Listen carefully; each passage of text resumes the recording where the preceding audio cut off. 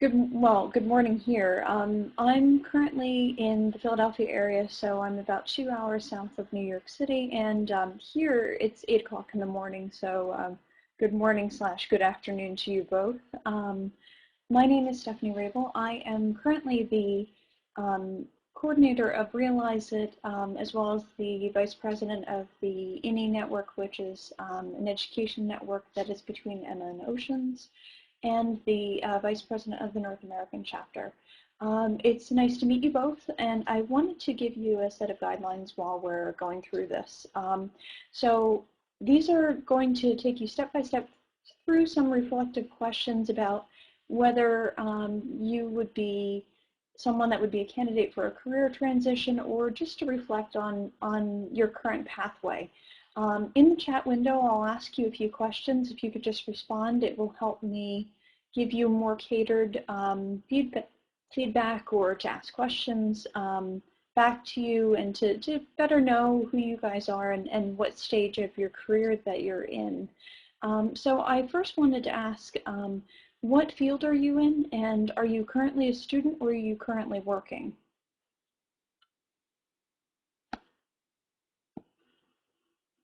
So feel free to use the chat window.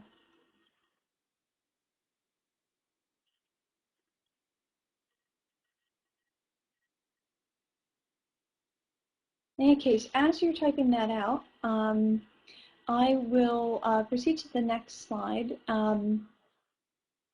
just so we can get a foundation. So I'm going to ask you a series of 8 questions that can help you reflect and help you develop your career path and values. So when you have a specific strategy, it will help you put in place a sense of reflection that you can use throughout your career.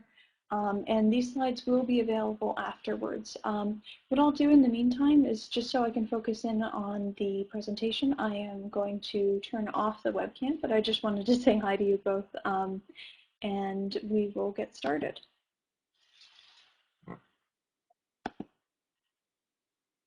So, okay, firstly, the most important thing to start with are, what are your values, likes, and dislikes when it comes to a career? So when we're talking about values, it relates to things that you find critical or comfortable within your career. Now, Yusuf, because you're currently working, you may have a very good current context for this particular one. And Stephen, for you, it's something that perhaps you can reflect on previous jobs or current volunteer or part-time jobs that you are currently holding. So values means, let me give you a few examples.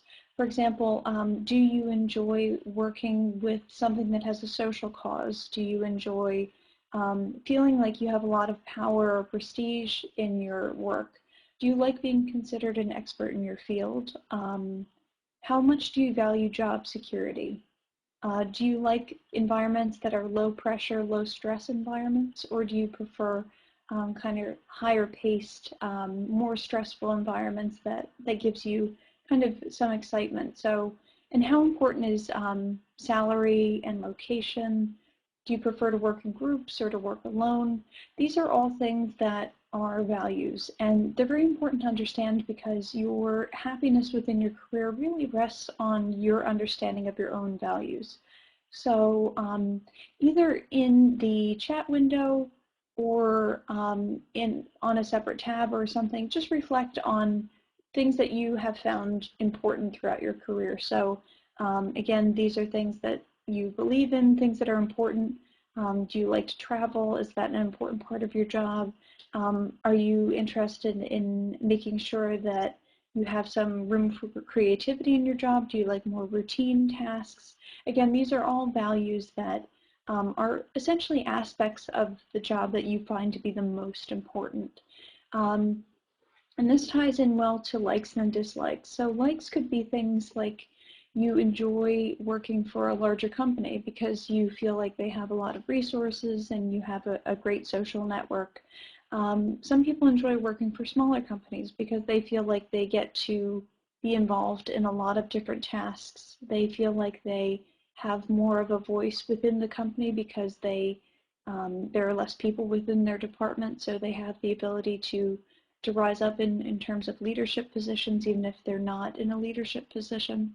So identifying both your values within a particular job as well as your likes and dislikes are important. So this is your first step in identifying whether or not you should stay within your current career or if you should potentially transition.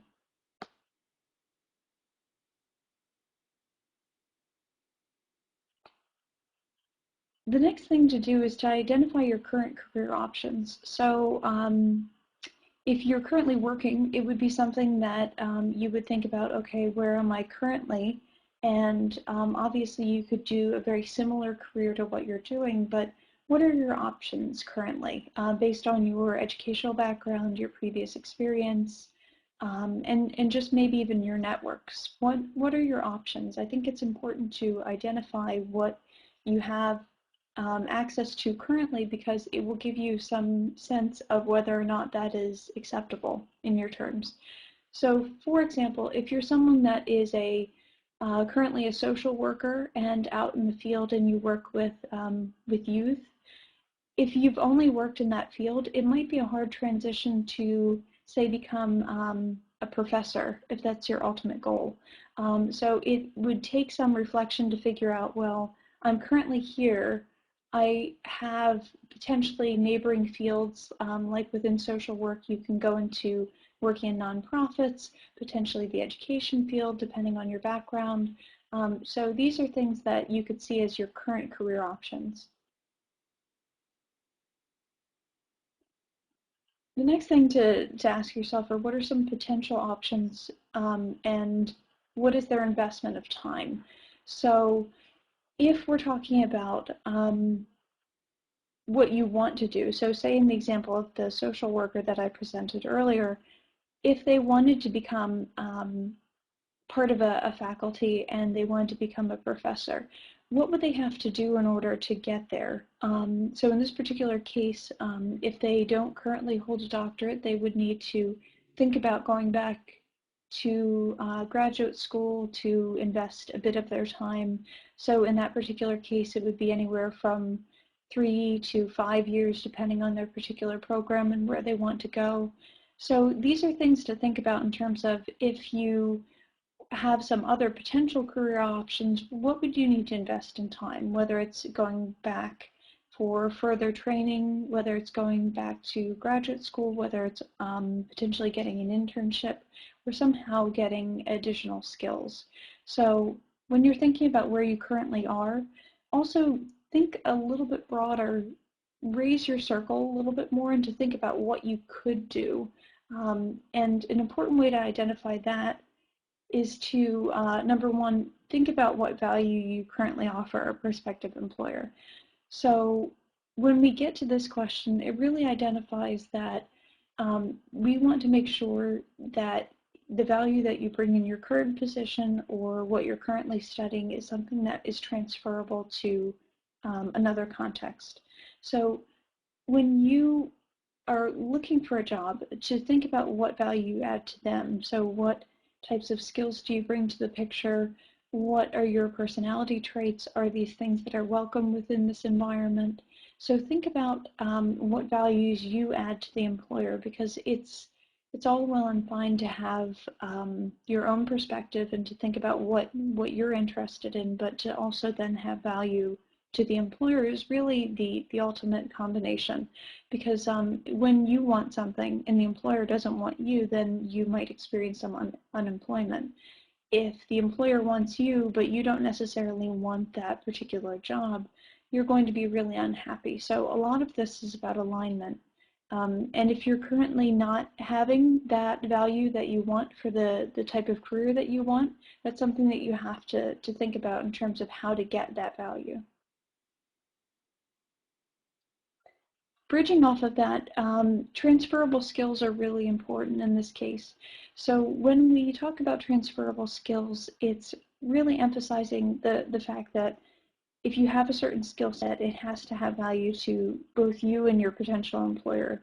Again, when we're talking about skills, these could be technical skills, especially within, Stephen, your field, mathematical finance. I would imagine that you have a lot of technical skills, and what might you be able to transfer this in? So when you're talking about, say, something with a mathematical base, it could be working for a company in a finance department, or it could be something, obviously, that is within either a teaching realm or perhaps even accounting. So these are things that you have to think about in terms of if you're interested in doing something that is directly correlated to what you have studied and worked in before, and you find a lot of satisfaction within that, you're in a much better spot. But I would say most people tend to want some variety within their career. So the thing to ask yourself when you're thinking about making that transition is, actually make a list of your skills that you have. Try to think about your work, what you've done before. Say if you have project management skills, and that would be of value to your future job that you're hoping to get. That's something that you really should work through. Obviously, there will be skills that you have within your current work or current studies that may not be applicable to what you want to do in the future. But it's good to outline all of these things and to keep a Word document of these, because you might end up using them within a CV at some point. So it's always nice to have a list of your current skills and to reflect on them throughout your career. So the next thing to do is to think about what you love doing. And this is a key question that people often don't ask themselves.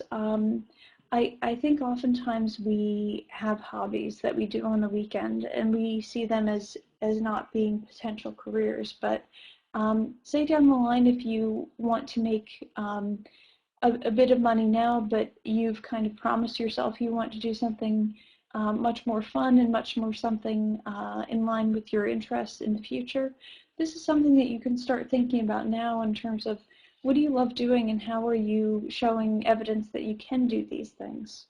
So when we get to this point and you think about what you love doing, be honest with yourself. Is that something you really want to make a career choice? Oftentimes I've had a lot of people that I've worked with in career capacities that have said, oh, I'm really interested in doing, say, for example, advising work. And then they get into it and they feel that it's not as fun as they thought it would be, because say if they're doing, they like counseling their friends, but then when it comes to a profession, they find it drains them, or they feel very stressed out working with people all day in a counseling or advising capacity. So this is something you should think about in terms of getting a realistic perspective on what you love doing, and is that something you want to potentially entertain for a career. So the second to last one that we have here is, what do you need to do next in order to go where you want to go? So when we've gone through these reflections, once you have the opportunity to really think through your values, your dislikes, your likes about a particular environment, what you currently offer to a potential employer, what you could potentially offer to them, your transferable skills, just these general preferences as you're going through these questions, you might gain a better sense of what you might want to do in the future. So when we get there, we want to make sure that you know the next step.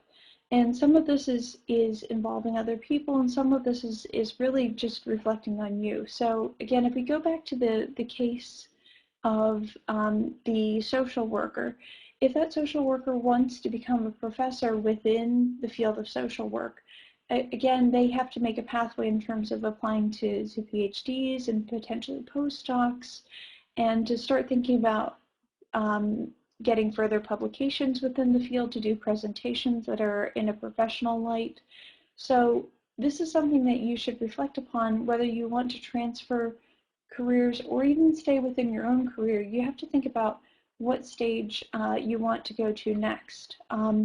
There was a presentation that I gave earlier this week that will be up on the EMA website, I think probably next week, that will help in this respect.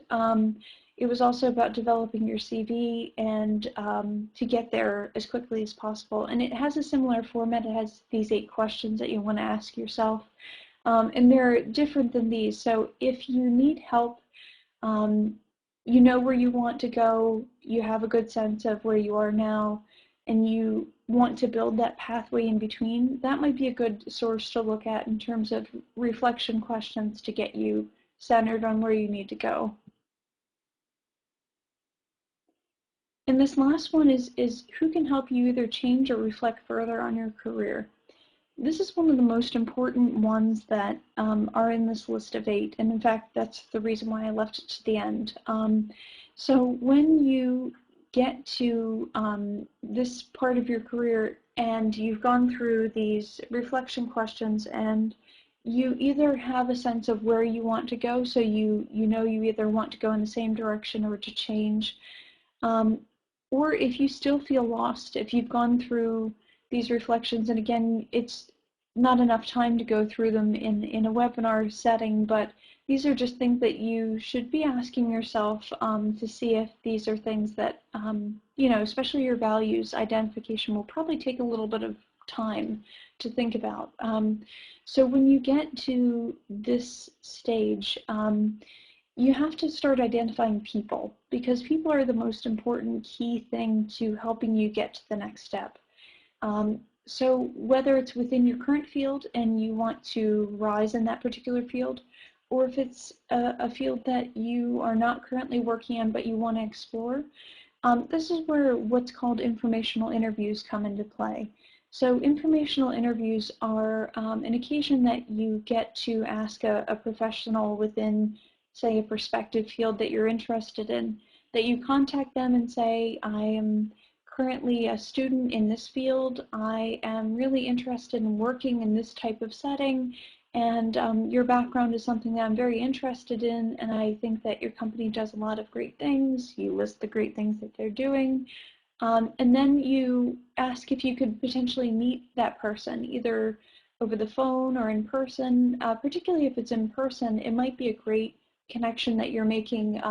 So when you graduate, you would have, say, a potential employer that is in a location that you like. You can always ask about what potential jobs they will have opening. So yeah, these are things that are really key to putting all these pieces together. So to think about people, and whether it's doing informational interviews or to think about people that have mentored you in the past, try to think about what people can help you to either make this change or reflect on whether this is the direction you want to go in.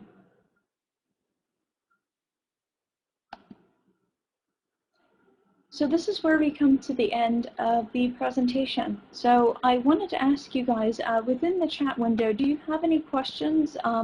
I do have additional resources that might be helpful. In fact, I'll post one of them over. Columbia University has a really good website that helps identify values.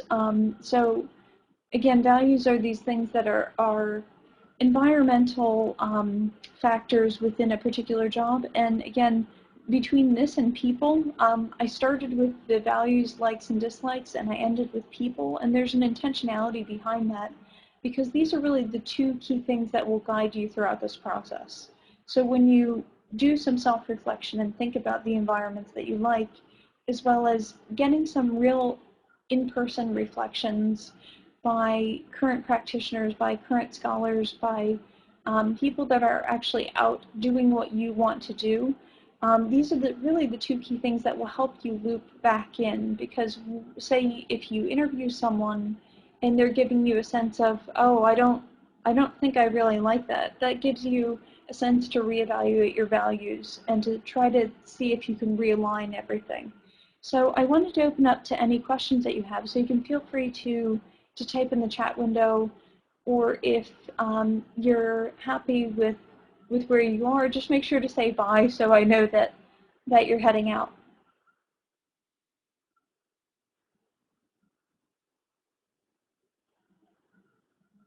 Oh, hi Meow, it's nice seeing you.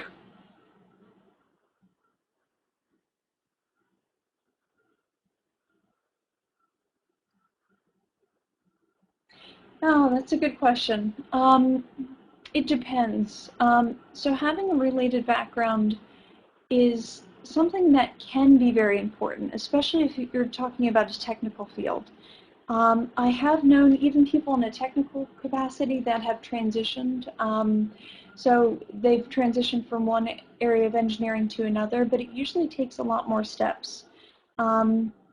Yeah, I know within your particular case that you're doing one on viticulture and wine. So I would say you probably wouldn't need to do another one on media if you had enough experience doing that.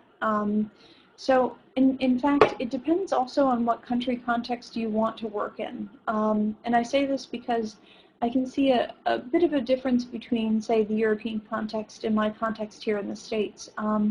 Here in the States, there's an oversaturation of people with, say, master's level credentials. For better or worse, especially within urban environments where a lot of people, young people, are going to. So I would say within your particular case, I don't think you would need another master's course unless you experience some difficulty getting a job in media. I think the important thing to do now is if you want to explore the media side of things, to make sure to get some further experience. So if you want to work with digital media to see if you can potentially put out some articles, especially if it's related to the wine world, it would probably be a good bridge point because you would probably have a lot to say about that particular field.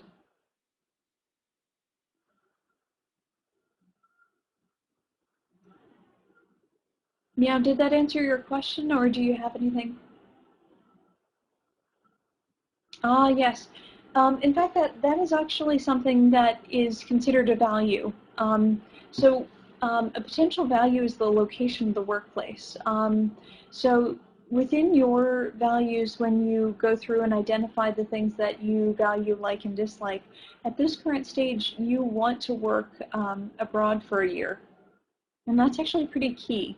So if you've worked at a magazine in your home country, the biggest thing that you might want to do is to get experience writing in whatever country or context you want to work in. So say if you're currently in France and you want to potentially put out some articles in French, whether this is a blogging website that you and your classmates put together, whether it's posting something to say a French newspaper or a magazine, to see what you can do in terms of getting more experience and exposure within that particular language, it should help. Are you interested in the writing side or more of the graphics layout side of things?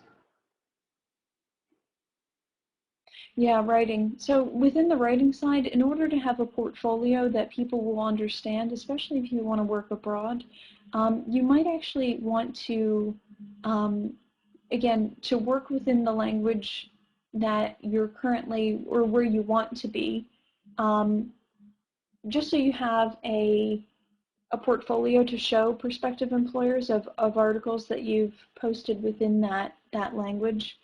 If you have some articles that you're very proud of that you worked with back in your home country, you could always translate them yourself or ask a professional translation company to do it. I would just do it myself, and to use it within your portfolio and to have the native language and then the translation of it as well. So that's another option that you could do, but it's important to get exposure within that country context. So what you might want to do is try to seek volunteer work or to seek just freelance work that you can get while you're a student.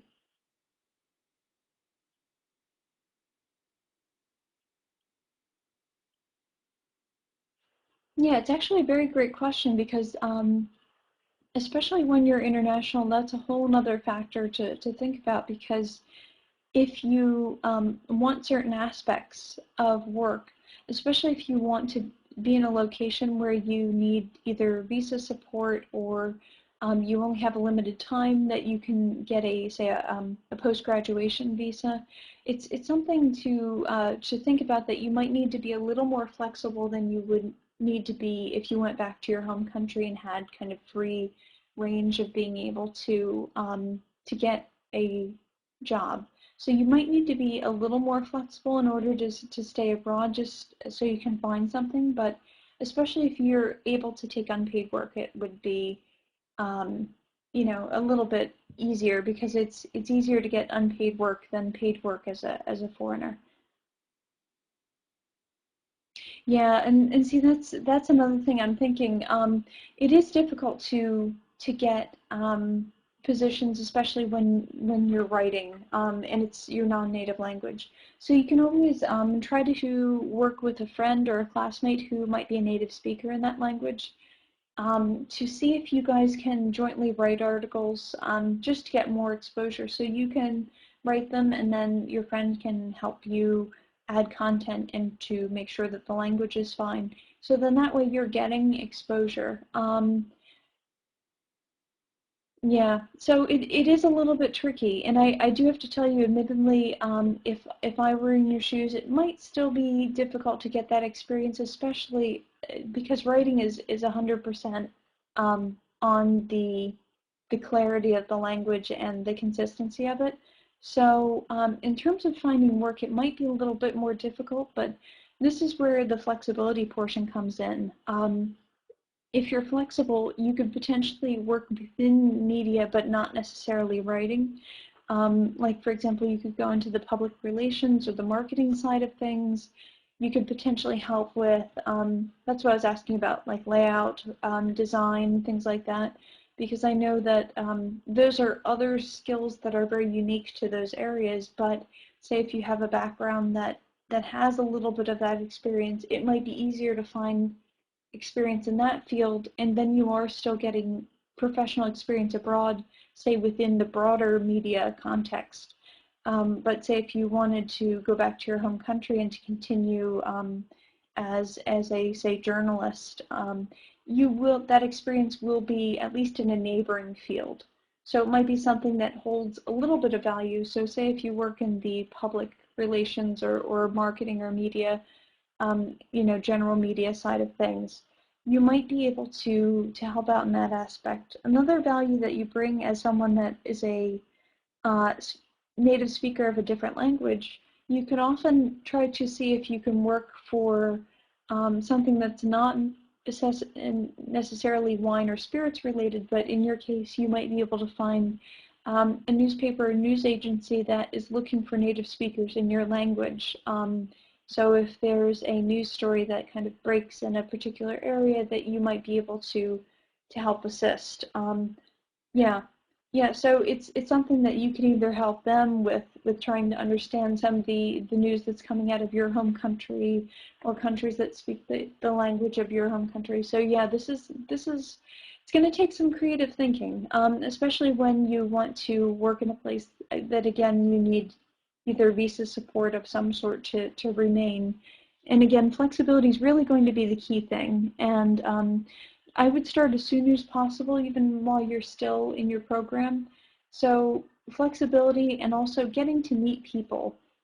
So if you have professors within your program that have experience in the media side of things, you could ask them, you know, what do I do in order to get some experience here in Europe?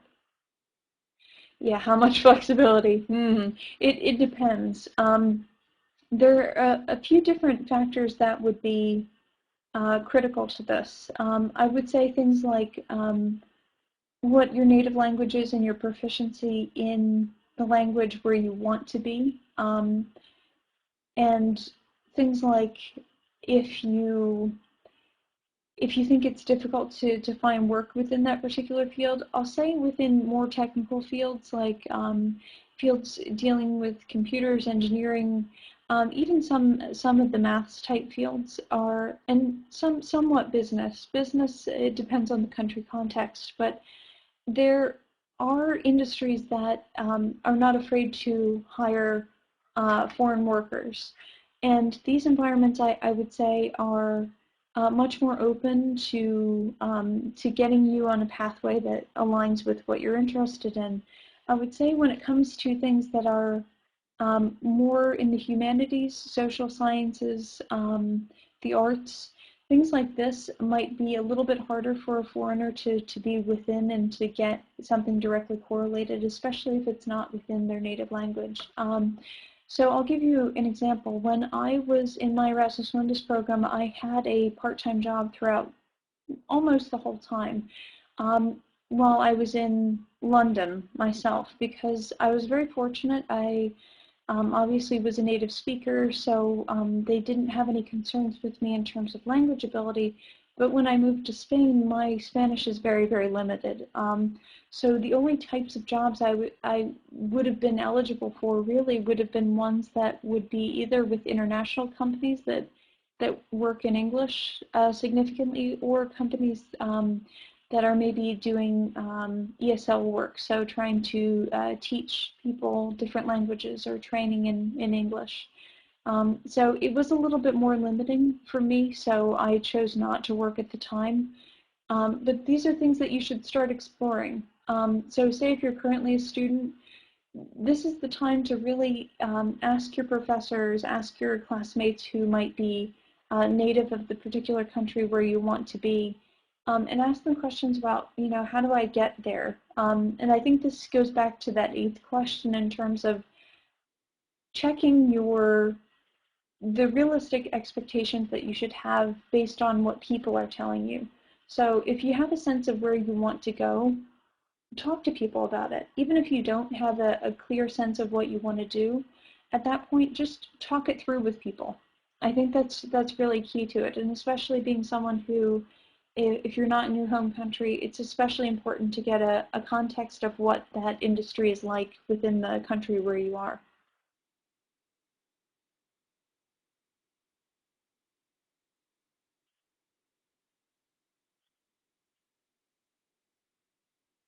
Do you guys have any more questions?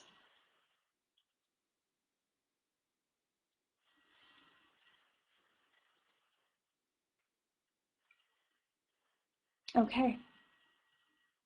So I just wanted to say bye again. Thanks for coming, and I greatly appreciate it. Again, this presentation, as well as the one that was given a little bit earlier this week, will be up and available. And I've added my email and my LinkedIn page, so feel free to connect with me. I've had a lot of people ask questions after the webinar as well. So feel free to ask me questions. And if you have a hard time getting in touch with anybody that's within your particular field, try looking up on the EMA community page. There are a lot of alumni that have probably faced the same things that you're facing, or if you're currently working, either fellow alumni that are out in the field doing what you want to do. So yeah, don't be afraid to either contact me or other people within the particular field that you want to work, because it's really critical. I mean, don't be afraid about contacting people. They're actually usually really flattered that you wanted to know more about them. So thank you again for spending a bit of your Saturday with me, and hopefully I will get to see you guys soon, and best of luck with your future endeavors.